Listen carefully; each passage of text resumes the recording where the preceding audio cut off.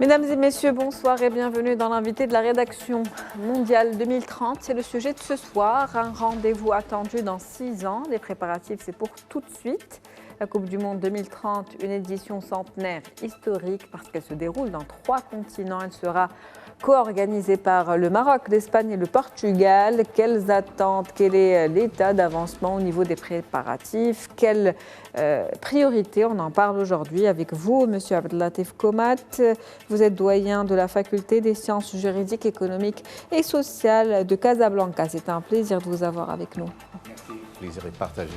Alors, Mondial 2030, quels sont les enjeux aujourd'hui?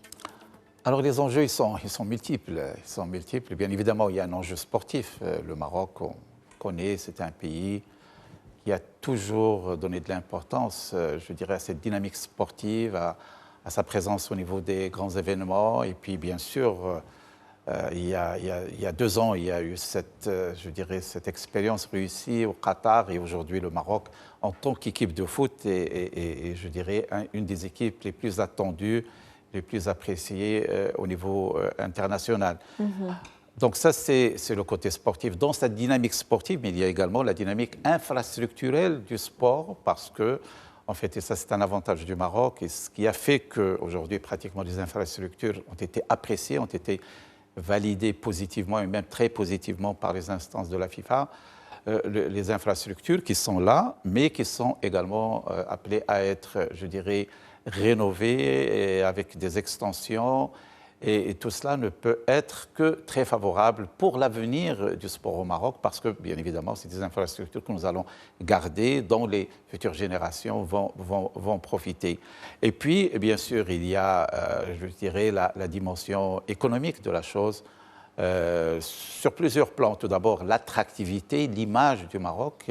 Bien évidemment, un pays qui est capable d'organiser un événement mondial, et il faut le rappeler, c'est le 2e pays en Afrique qui a cette possibilité, ne peut être qu'un élément très positif en termes d'image et cela va se répercuter sur le plan investissement. Et puis, bien évidemment, je dirais, cette dimension un peu géostratégique, le fait que le Maroc est impliqué tout d'abord l'Europe et l'Afrique, et c'est très symbolique en termes de rapprochement, et puis avec en fait une partie inaugurale qui sera réalisée au niveau de l'Amérique latine, donc je dirais cette connexion qui fait partie de l'ADN du Maroc, de la culture du Maroc, de l'histoire du Maroc, de la civilisation du Maroc. Donc, pour dire que les enjeux, ils sont multiples et très importants les unes que les autres. De multiples enjeux et aussi de grandes attentes, je suppose. Quelles sont les attentes? Alors, les attentes, c'est d'être au rendez-vous. C'est d'être au rendez-vous. Heureusement, le Maroc a commencé cette préparation depuis, je dirais, que le résultat a été annoncé par Sa Majesté. En fait, tout le peuple s'est mobilisé. Bien sûr, il y a eu la création d'un comité spécial pour la préparation de la participation du Maroc à l'accueil de la Coupe du Monde. Alors, tout cela a fait que nous avons franchi, je dirais, quelques étapes. Le gros reste à faire, bien évidemment. Mais ce qui est important, c'est qu'il y a une visibilité. Il y a une visibilité, il y a des échéances, il y a des budgets qui sont arrêtés. Au niveau des lois de finances aujourd'hui, pratiquement jusqu'à 2030, on aura en fait une enveloppe budgétaire consacrée annuellement à la Coupe du Monde, mais qui s'intègre également dans l'effort d'investissement public qui est usuel, qui est classique, parce qu'il faut le rappeler, le Maroc a toujours eu un investissement public très important au niveau de la loi de finances et une partie de ces infrastructures était déjà prévue, mais il va y avoir un autre élan, une autre dynamique, plus de moyens.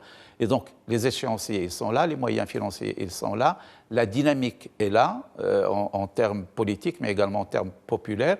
Et donc, en fait, les attentes, c'est d'être au rendez-vous, mais je crois qu'on est bien parti.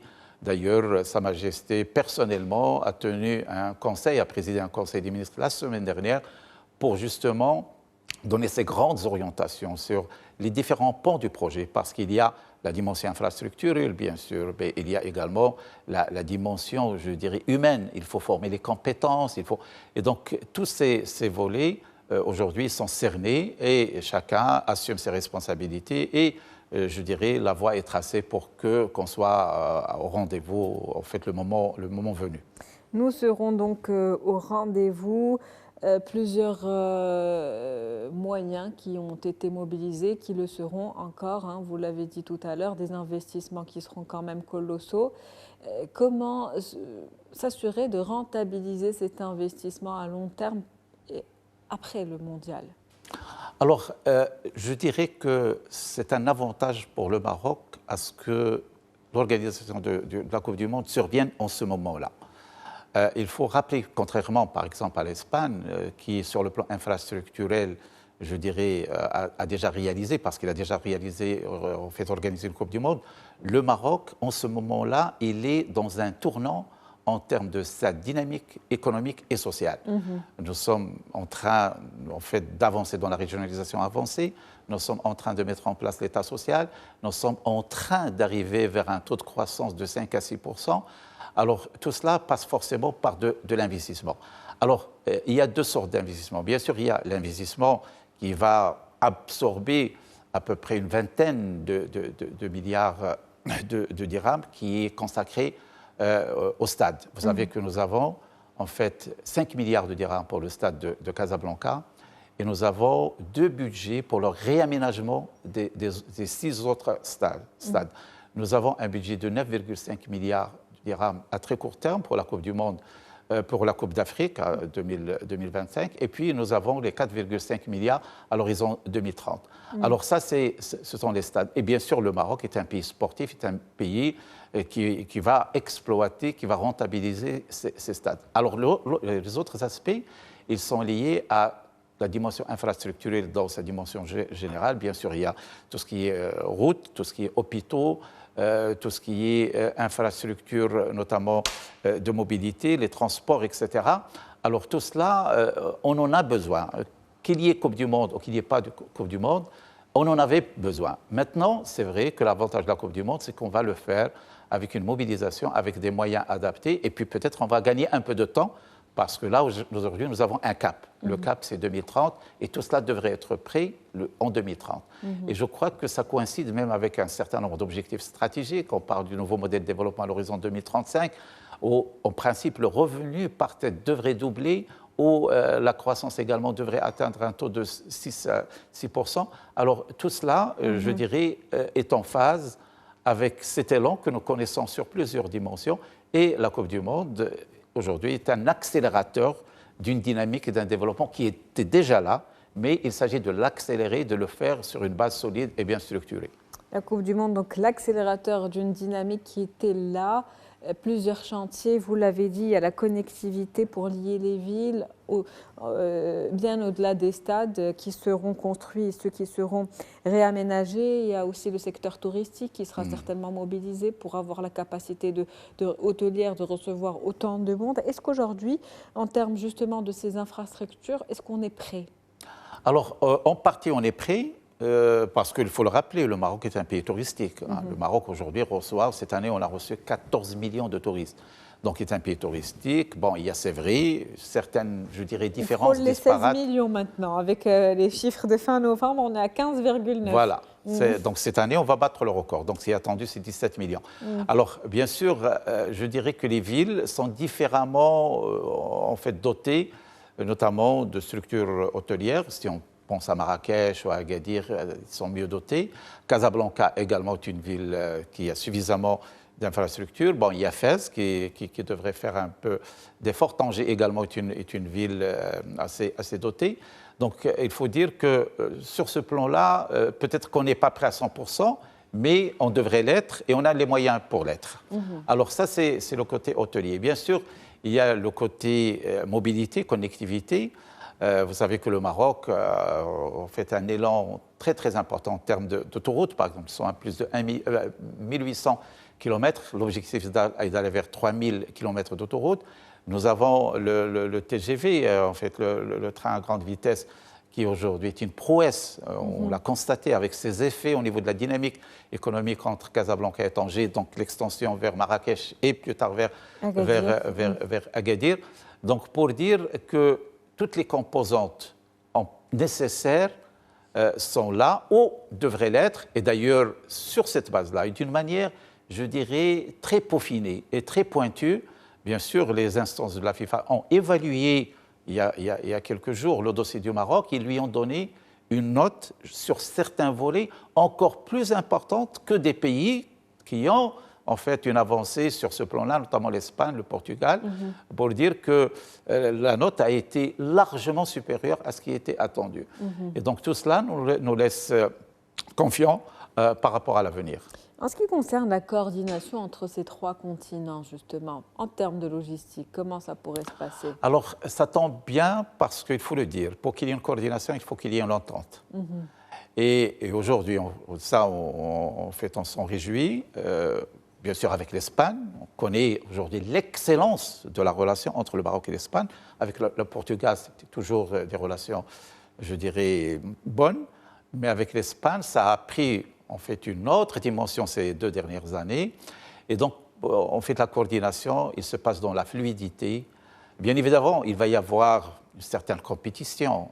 Aujourd'hui, on parle du stade qui va accueillir la finale. Donc, c'est une question qui n'est pas tranchée. Mais bon, ce qui est aujourd'hui le plus plausible, c'est entre l'Espagne et le Maroc. Bon, bien sûr, l'Espagne a 2 stades mythiques qui sont le Bernabéu et le Camp Nou. Et le stade de Madrid. Et puis, nous avons le stade de Casablanca, Ben Slimane, qui sera, il faut le rappeler, le plus grand stade au monde. On parle de 115 000 places. Alors, bien sûr, sur cela, il va y avoir des arbitrages, il va y avoir certainement des ententes, mais dans la collaboration, comme j'ai dit, aujourd'hui, il y a un intérêt commun et puis il y a une entente aussi bien au niveau politique, mais également au niveau des instances et des commissions qui s'occupent de la chose au niveau des 3 pays.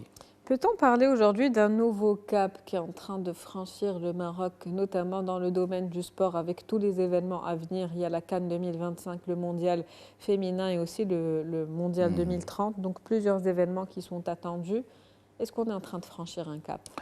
Effectivement, il faut le rappeler que le Maroc aujourd'hui accueille beaucoup d'événements, en fait, déjà territoriaux ou continentaux, je dirais, et mondiaux. Ça, c'est une reconnaissance de cette capacité d'organisation. Il faut le dire, le Maroc est un pays sûr, donc il y a de la sécurité, et puis il y a une expertise en termes d'organisation. Donc, ce qui fait que nous avons accueilli, en fait, depuis 3-4 années, beaucoup d'événements mondiaux. Et puis, il y a un peu ce qui se fait sur le plan continental également. Vous savez que le Maroc offre ses infrastructures au service des équipes de plusieurs pays africains. Et ça, en fait, il va dans le sens, je dirais, de cette africanité du Maroc telle qu'elle est voulue et appelée par Sa Majesté.